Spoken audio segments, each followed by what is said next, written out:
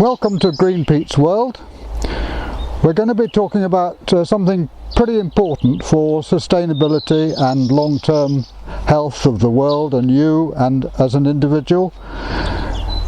One of the things that is important to know is that most doctors have about 12 to 25 hours of training in digestion and food groups. Well, I've been looking at it for 45 years, studying the research which has been done over that length of time, and whilst the doctors are brilliant at what they do, keeping people alive when they're ill, repairing them when they fall down trees or do anything daft, and putting people back together, and I've been grateful for them a number of times during my life, but their knowledge of nutrition is generally limited.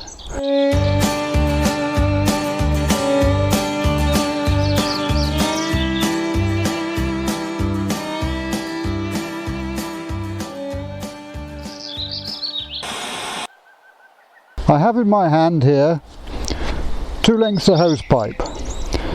Now your guts, your intestines, are not quite as thick as this, but they're a bit thicker than that.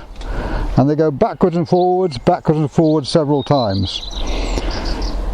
This yellow one is approximately the length of the gut of a carnivore. They're only half the length of our gut. And although it starts just down where the camera is, this one here only goes up to about there. So it's quite short. Carnivores do not need long guts. What is also important is that a carnivore's guts, the lower intestine, is acid resistant. They have a lining inside their gut which is acid resistant. We do not. Meats and dairy products, eggs, etc. are high fat foods. They have no fibre. Now carnivores don't need fibre. They have such a short gut it isn't an issue with them. But because the animal fats stay in the stomach for much longer, they need to be in the stomach for much longer to be broken down. The acidity which you have within your gut is very much higher with a carnivore than it is with an omnivore, or particularly with a herbivore, which is what we are. So our gut is quite a lot longer because it's designed to deal with the fibre that we eat, because we are principally a frugivore which eats mostly fruit, leaves, nuts, seeds and so on.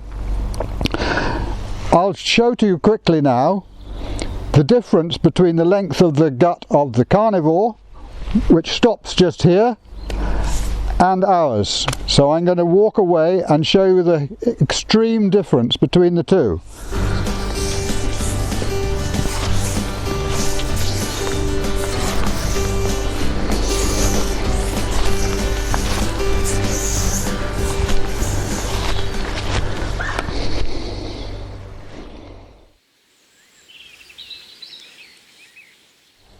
The other important thing to bear in mind is that this extreme length of the gut in comparison with the carnivore is the fact that because the carnivore produces so much acid in their stomach, they don't have a long gut.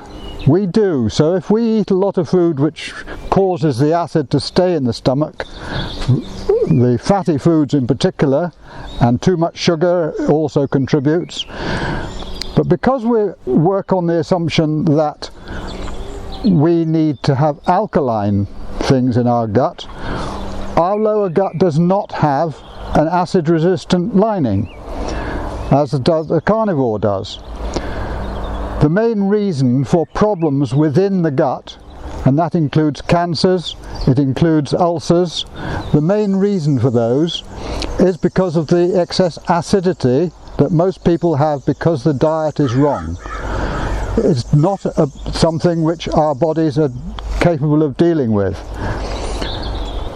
This lower part of the gut has no resistance or very little resistance to excess acidity. And that's one of the reasons why the acids then pass through into the bloodstream, and they cause problems in other parts of the body as well, particularly calcium reduction, bone density problems, and various other things which we can't get into in detail now. The important thing to realise is that the acidity in the lower part of the gut causes us serious illnesses. Unfortunately, most of the doctors within the NHS won't give you any strong advice about these sorts of issues. You need to sort this sort of thing out for yourself. Go to various places of information which will help you. Vegan information in particular will be able to give you this sort of information in detail. I obviously can't give it to you in detail in a little session like this, but bear this in mind, that your gut is not designed to have excess acidity within it. That is a main cause of illness, a main cause of cancers, the main cause of ulcers, various colitis and various other problems which we seem to be very prone to at the moment. One of the important things that instinct has actually made us survive for as long as we have is the fact that we are actually revolted by raw meat. Raw meat has a very high proportion of bacterial contamination in nearly all cases. It's one of those things which nature over the years and millennia has taught us not to have. It's a very strange thing, but evolution takes tens of millions of years. It's not something which happens in a few 100,000 years. And we only started eating meat in any quantities when we mastered fire, because by having the fire as part of our preparation for the meat, we basically sterilized it and made it possible for us to eat it. It also reduced the fat content slightly over the quantities that was there when it was fresh. But bear in mind also that the actual quantity of fat in wild meat, i.e. meat which is taken from an animal which is running around wild all day, is completely different from that which is used from farming. The big problem has been farming, and that's something we need to get a grip on and understand the difference between the two types. Just a quick update on the grid-linked solar panel system. Just to remind you, this is a 2.4 kilowatt peak system, and that means that it will produce 2.4 kilowatts in a good hour per hour in the middle of the day, in the middle of the summer. But overall, it constantly works on a relatively small scale. Even on a day with no clear sun, it will still produce between 200 and 400 watts on a cloudy day. Paid for itself in about 2.5 years, 3 years at most. But now the fact that it's paid for itself financially as well is obviously a bonus. Right, thank you for watching. That's it for this week. We'll be back next week. We'll have a look at various other things in terms of self-sufficiency and start thinking about fires in the winter. I'm guessing that the mornings will get colder fairly soon now. We'll be starting the wood burners quite soon. Thank you. Bye now. Shed roof we're looking at now is going to be the water wheel housing, is it? Yes. That's quite a drop, that, isn't it, down there?